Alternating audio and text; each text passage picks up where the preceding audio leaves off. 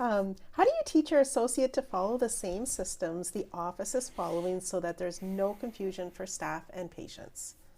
Yeah, so that's a question I get a lot, and I always give the same answer.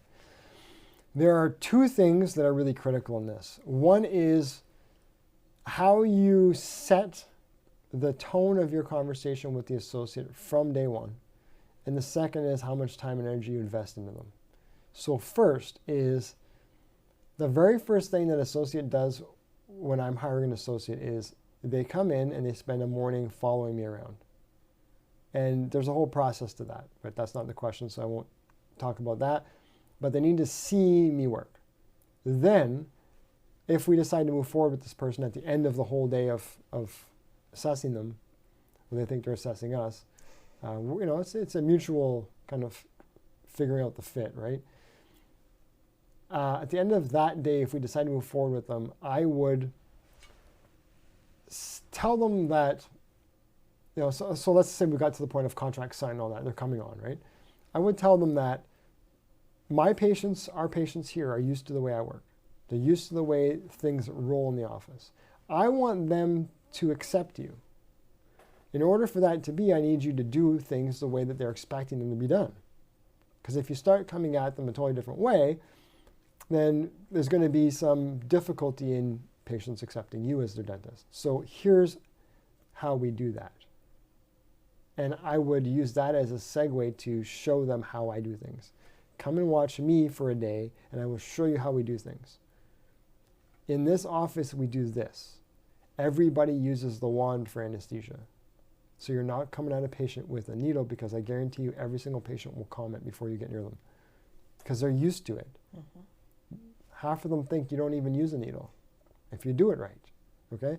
So there's setting it up, and that's setting it up. How I would set it up is that it's for your benefit that we have a standard system.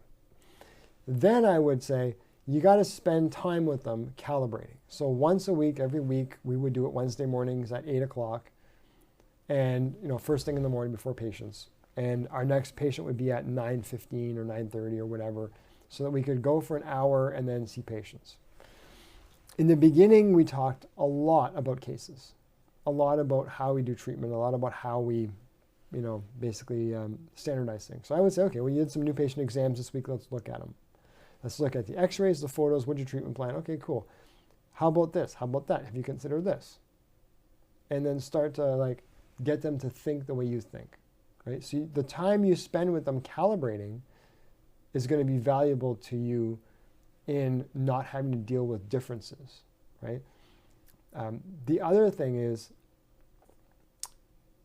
if you do each other's hygiene checks, which is really important, you kind of want to go with, now by the way, this supposes you have a highly trained team, which you should have, right? Your hygienist should be presenting the treatment.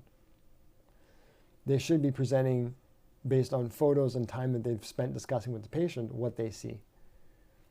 And you doing the hygiene check kind of just want to roll with that. I mean, using your clinical judgment. If they're wrong, they're wrong. If there's something else, then point it out. But usually they're right on, okay? If you go with that, then that's how it's always done, and the patient is just like, okay, I get it. If you roll in there and you say there's all this stuff that needs to be done, but the primary dentist and the hygienist didn't bring it up, now you have a problem, right?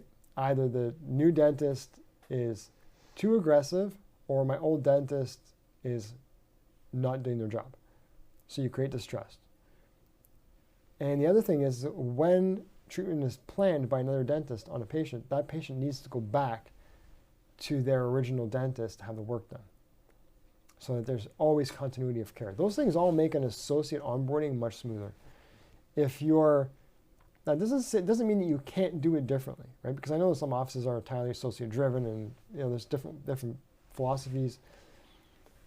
The degree to which you mess with that is the degree to which you have more of a revolving door practice. I'll just leave it at that. It is what it is, right? So that's the best case scenario. Everything else would be a compromise from there. Perfect.